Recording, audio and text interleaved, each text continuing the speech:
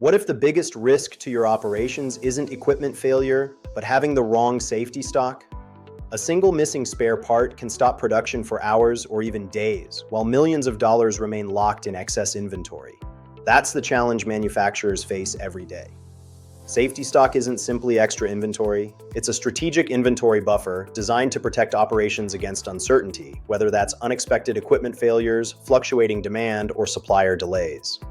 The objective is simple: keep critical assets running when the unexpected happens. Most organizations still calculate safety stock using static minimum and maximum inventory levels or traditional statistical formulas.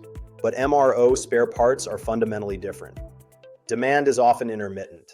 Failures are unpredictable. Some critical components may not be consumed for months or even years. Yet when they're needed, production depends on them immediately. Static safety stock simply can't keep up with this level of uncertainty. When safety stock is too low, organizations face stockouts and costly downtime. When safety stock is too high, working capital becomes trapped in obsolete inventory. The goal isn't to maximize inventory, it's to determine the right safety stock for every individual spare part. Leading manufacturers are using AI to continuously calculate safety stock based on each part's criticality, supplier performance, and lead time uncertainty.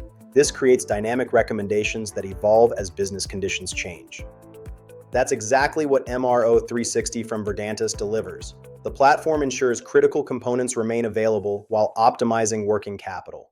The result is higher asset availability and a more resilient supply chain.